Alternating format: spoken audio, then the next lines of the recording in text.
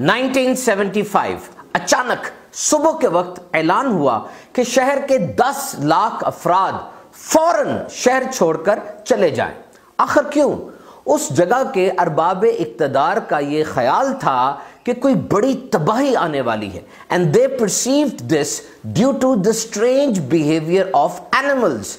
उस जगह पर जानवरों का रवैया कुछ अजीब सा हो गया था, और ऐसा ही हुआ। 7.5 मैग्नीट्यूड बहुत खतरनाक जलजला आया, इमारतें तबाह हो गईं, और जियोलॉजिकल एक्सपर्ट्स के मुताबिक अगर शहर इवैक्यूएट यानी खाली ना करवाया जाता तो बहुत जानी नुकसान होता।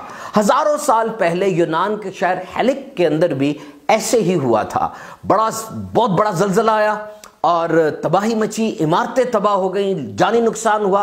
और उस जलजले से पहले भी जानवरों में एक स्ट्रेंज पैटर्न देखा गया कि चूहे और सांप वगैरह ग्रोह बनाकर शहर छोड़ रहे थे। ये जानवर सिर्फ डिजास्टर को यानी तबाही को ही नहीं बल्कि मौसम की तब्दीली का भी अंदाजा लगा लेते हैं। पुराने दौर के किसान ये कहा करते थे कि हम बैल और गाय के बदलते हुए रवैये से अंदाजा लगा सकते हैं कि तूफान आने वाला है।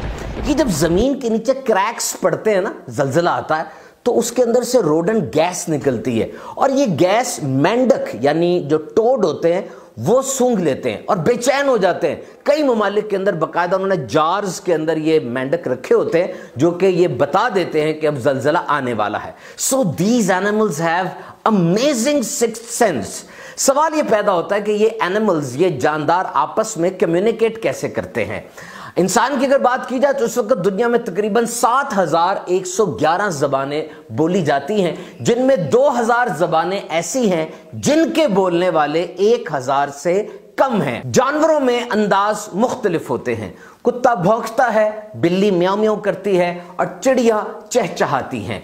इसी तरह इनमें नॉन वर्बल कम्युनिकेशन भी होती है।